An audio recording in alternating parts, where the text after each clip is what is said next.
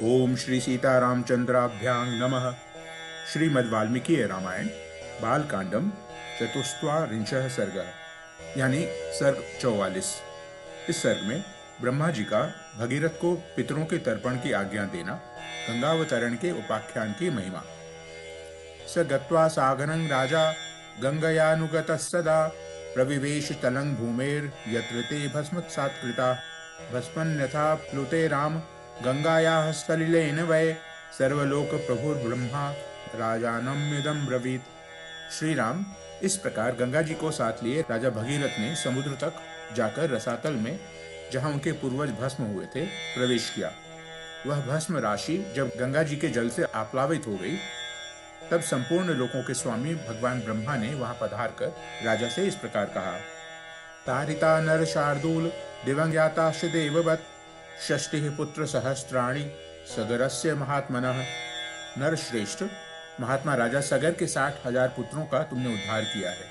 अब वे देवताओं की भांति स्वर्गलोक में जा पहुंचे। सागरस्य जलं लोके यावस्थास्यति पार्थिव सगरस्यात्मजाः सर्वे दिविस्थास्यन्ति देववत्। भूपाल, इस संसार में जब तक सागर का जल मौजूद रहेगा, तब तक सागर के सभी पुत्र देवताओं की भांति स्वर्गलोक में प्रतिष्ठित रहेंगे। इयं च दुहिता ज्येष्ठा तव गंगा भविष्यति त्वत्कृतेन च नाम्नात् लोके स्थास्यति विश्रुता। ये गंगा तुम्हारी भी ज्येष्ठ पुत्री होकर रहेगी और तुम्हारे नाम पर रखे हुए भगीरथी नाम से इस जगत में विख्यात होंगी। गंगा त्रिपथगा नाम दिव्या भागीरथी च त्रीन पथो भावयन्तीति तस्मात् त्रिपथगा स्मृता। त्रिपथगा, दिव्या और भागीरथी, इन तीनों नामों से गंगा की प्रसिद्धि होगी। ये आकाश, पृथ्वी और पाताल तीनों पथों को पवित्र करते हुए गमन करती है, इसलिए त्रिपथगा मानी गई है। पिता महानां सर्वेषां त्वमत्र मनुजाधिप पुरुष्व सलिलं राजन प्रतिज्ञामपवर्जय।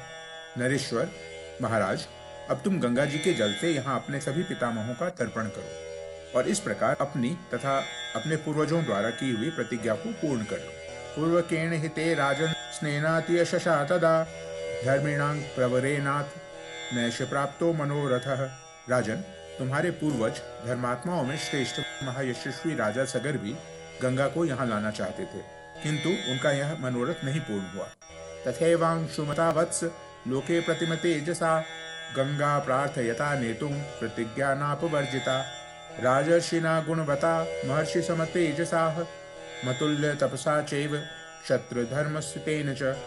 वत्स, इसी प्रकार लोक में अप्रतिम प्रभावशाली, उत्तम, गुण विशिष्ट, महर्षि तुल्य तेजस्वी, मेरे समान तपस्वी तथा क्षत्रिय धर्मपरायण राजर्षि अंशुमान ने भी गंगा को यहाँ लाने की इच्छा की, परंतु वे इस पृथ्वी पर उन्हें लाने की प्रतिज्ञा पूरी न कर सके। दिलीपेन महाभाग तव पित्राति तेजसा पुनर्न शक्तात नेतुं गंगा प्रार्थयता नघ।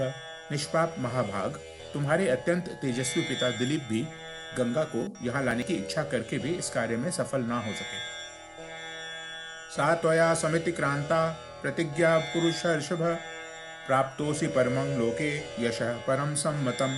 पुरुष प्रवर, तुमने गंगा को भूतल पर लाने की वह प्रतिज्ञा पूर्ण कर ली, इससे संसार में तुम्हें परम उत्तम एवं महान यश की प्राप्ति हुई है। तश्च गंगावतरणं त्वया कृतमरिन्दम अनेन च भवान प्राप्तो धर्मस्यायतनं महत्। शत्रुदमन, तुमने जो गंगा जी को पृथ्वी पर उतारने का कार्य पूरा किया है, इससे उस महान ब्रह्मलोक पर अधिकार प्राप्त कर लिया है जो धर्म का आश्रय है। प्लावयस्य त्वमात्मानं नरोत्तम सदोचिते सलिले पुरुष श्रेष्ठ शुचे पुण्य फलो भव। नर श्रेष्ठ, पुरुष प्रवर, गंगा जी का जल सदा ही स्नान के योग्य है। तुम स्वयं भी इसमें स्नान करो और पवित्र होकर पुण्य का फल प्राप्त करो। पितामहानां सर्वेषां पुरुष सलिल क्रियां स्वस्ति तेस्तु गमिष्यामि स्वंगलोकं गम्यतां नृप। नरेश्वर, तुम अपने सभी पितामहों का तर्पण करो, तुम्हारा कल्याण हो। अब मैं अपने लोक को जाऊंगा, तुम भी अपनी राजधानी को लौट जाओ। इत्येव मुक्त्वा देवेशः सर्वलोक पितामहः यथागतं तथा गच्छद देवलोकं महायशाः।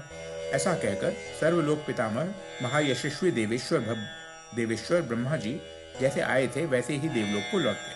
भगीरथस्तु राजर्षिः कृत्वा सलिलमुत्तमं तथा क्रमं यथा न्यायं सागराणां महायशाः कृतोदकः शुचि राजा स्वरं प्रविवेशः समृद्धार्थो नरश्रेष्ठ स्वराज्यं प्रशशासः। नरश्रेष्ठ महायशस्वी राजर्षि राजा भगीरथ भी गंगा जी के उत्तम जल से क्रमशः सभी सगर पुत्रों का विधिवत तर्पण करके पवित्र हो अपने नगर को चले गए।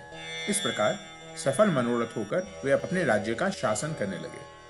प्रमुमोद च लोकस्तं नृपमासाद्य राघव नष्ट शोकः समृद्धार्थो बभूव विगतज्वरः।